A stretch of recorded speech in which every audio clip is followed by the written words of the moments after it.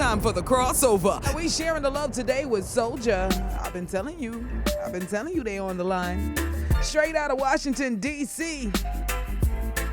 Now, we played already Easier featuring Anuhe and Jay Boogs from Hawaii. And of course, their big song on the Cali Roots rhythm, but they've got a brand new album to premiere. It's called Beauty in Silence. It's their first album.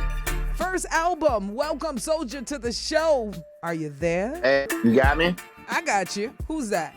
Hi, this is Jacob Soja. Jacob! Long time. Last time I spoke to you, it was in the tour bus right outside of your performance.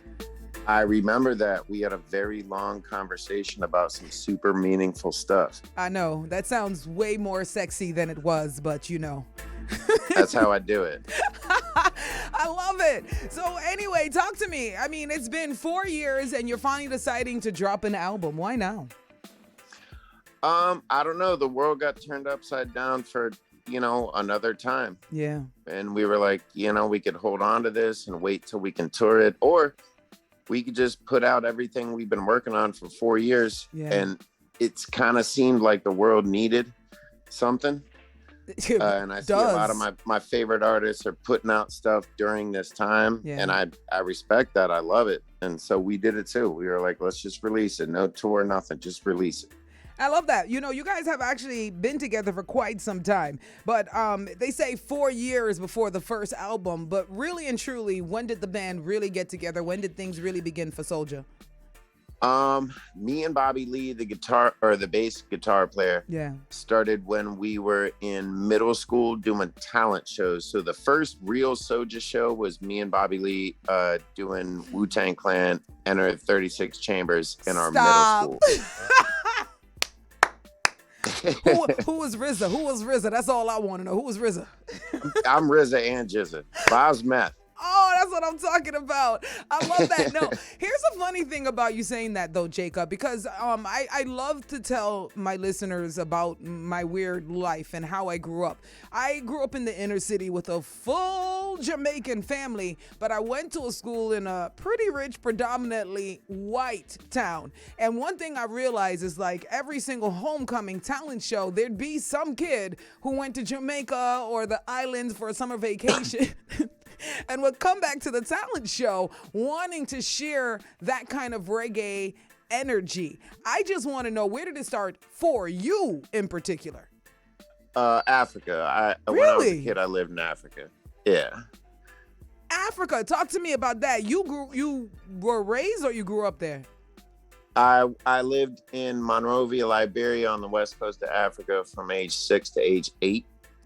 Whoa. And we were supposed to be there for a very long time. A social coup started, and so we kind of fled. I was a little kid. I don't remember too much about it. But yeah, Africa, I'd say, is probably where it started for me. Okay, we got to stick there for a minute. You said social issues started and your family had to flee. That is not a normal growing. So how did reggae chip in? Well, basically, when I was a kid, I grew up in a white neighborhood. Yeah. With what you would think about me, and then it was Africa, and then it was my parents got divorced, and I lived in my grandma's house, which was no longer like a neighborhood that looked like what you would think. Yeah. And then I moved again back to a white neighborhood when I was 13. So I kind of saw like a lot of different sides of life. Yeah. And it seemed like everybody was kind of the same on the inside. They just had developed these social things to keep themselves apart. And then I heard Bob Marley and Peter Tosh and Buju Banton, and they were talking about how we're all the same on the inside. And how life is really this beautiful thing that you're supposed to take part in. You're not supposed to use it for ill reasons. Exactly. And then reggae became the thing. I didn't really care about other music after that, because they were saying it was like Martin Luther King had a band or something, I love it. And to be honest with you, you're telling my story as well. Because just like I said, it might not be yours. I didn't live in the white neighborhood, but I was able to see all different types. You know, the people in the inner city, you know, my family who's Caribbean, every other black African American, how, you know, white people in the rich neighborhood versus white people in my neighborhood. So just, right. Yeah, you know what I mean? Seeing that. Because those are two very different people, by the way. Oh, Jacob, you preaching to the choir. Hold on. Let me ask you, you know, when you left the rich white neighborhood to go to the other neighborhoods and hopscotch and went back to the rich white neighborhood, did they look at you like you was the white boy that's trying not to be white? I was actually scared when I moved back from Africa. I went to an elementary school called Nottingham Elementary, Ooh, which wow. just sounds white. And the first day of school, so to make it worse, I came in halfway through the year. Yeah. Because my parents just got divorced. So I'm in this new place. Like I'm wearing like African shirts. My mom makes my clothes. Oh, you know, like I was just terrified of this place. and I walked in and there was this kid who was so bad that the teacher made him turn his desk around. Oh, geez. And the kid looks at, and she thought she was punishing him, but he's now looking at a real audience, like his first audience, like his desk is next to her. And he starts going hard as hell. And I was scared to be in that place. So I approached him at lunch and I said, listen, I'll give you this Garfield cartoon book if you just have my back and make sure I'm scared of this place. And that guy said, absolutely. And that is Bobby Lee, my bass player, by the way. Bobby! Oh my gosh, big up to Bobby. Listen, I think that's something when you kind of get raised in this manner, the same manner we talk, we all develop that. Because that's me. You know, when I came to Jamaica, if anybody know me, I hung around where people was like, don't go around there, you mad? I ain't gonna call no names, but big up to the peace. You know what I'm saying? Yeah. No, it's true. It's true. Bobby was a huge instrumental part in me learning how to move from Africa to America. Oh, I love that. And then now this band started. Big up to Bird, too. He's one of my faves. I can't forget Bird. Oh, yeah. Yeah, definitely. So now we're fast forwarding. You know, you're doing these concerts, and you're not just doing regular concerts. Your concerts, along with so many other reggae bands that didn't start in Jamaica, they literally are doing tremendous numbers. We're talking humongous sold-out stadiums and all of that stuff. I mean, is this what you envisioned and expected when you started this reggae band? No, not even close. We played because we loved it. Yeah. It seemed like it was bigger than a party, bigger than a show, bigger than a genre. Bigger, you know, for us, it was like this everything. And we played it because we loved it. Yeah. And part of our journey has been trying to include more people, not just the people who think like us. Yeah. A little bit of Marley everybody. did better. Yeah, it's something that Bob did that I've never seen anyone do it better, is he made everyone feel like he was talking to them. Yeah. You know, whatever your race, whatever your gender, whatever your orientation, whatever your background or your economic, whatever. Yeah. Everybody thought he was talking to them. Everybody. I love that. And that's a fact. All right. So before you go, because we got to play a song for the album as well. We got to talk a little bit and we got to make sure we know all the deets of the album.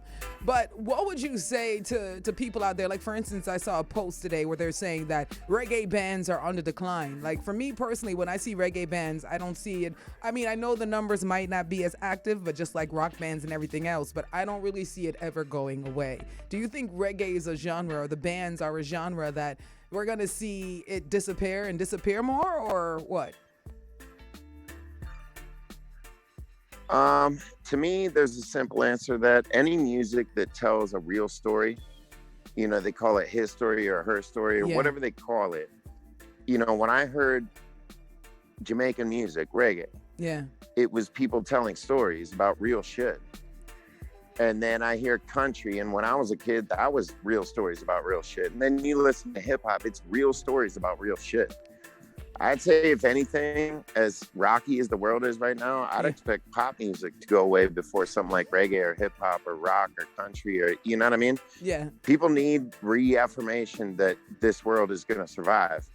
And you get that from storytelling music. Absolutely. All right, so we gotta definitely wrap up. So tell me about this album real quick before we drop this single. The first single, as a matter of fact, we got 2 singles. Let me drop this one first because it's a new one that you didn't release. You released a different one, but the one with Slightly Stupid, I absolutely love. I think it's called Jump. Am I right? Jump. Yeah. Yes. Why Slightly Stupid? I'm dropping that right now. Tell me why Slightly Stupid. Because Soja and Stupid share a tour manager. His name's Eric Swanson. He's on a song actually on the record called This Heart of Mine. Okay. Eric Swanson, I was on tour in Europe with him and he was playing this song. Yeah. And it was amazing. And I was like, dude, what is that? And he said, well, I wrote it for my family member. They had some anxiety stuff. There was stuff going on. I wrote this song and I heard it. And I made some tweaks lyrically and musically and kind of made it into a me thing. And I said, you mind if I use it? So his 2 favorite bands on earth are Soja and Stupid, who he tour manages for both of. Well, so then I got in touch with Stupid and I said, I've got the perfect song.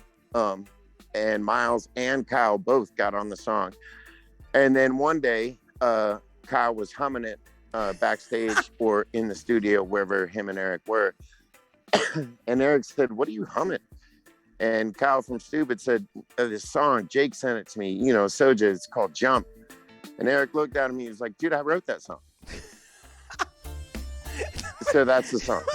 It's a small world. Love it. It's Soja, and that is Slightly Stupid and Soja. The album, like I said, is called Beauty in Silence, and there really is a lot of beauty in silence. We got Jacob from Soja on the line. Jacob Hemphill. Hey, Jacob. Yes, ma'am. You gotta tell my favorite friend in my head, Trevor Young. I love him so much. Tell Trevor I love him, please. Yeah, for sure. That guy's got mad stuff on the horizon. Oh, I cannot wait. Make sure you send it my way. And make sure you follow Soja. Tell them your social media where they can find you. Basically, you go into any search engine, you write 4 letters, SOJA, and then write your favorite social media platform after that, and it'll put you right there. All right. Make sure you send my jingles and dubs, Jacob. Make sure you send my jingles and dubs. And we're going to leave. You got it. Thank you, honey. We're going to leave with this right here. Soja on the line, doing great things. Award-winning, 2-time Grammy-nominated 8-piece group from Washington, D.C. That's right. Shout out to Soja for passing through.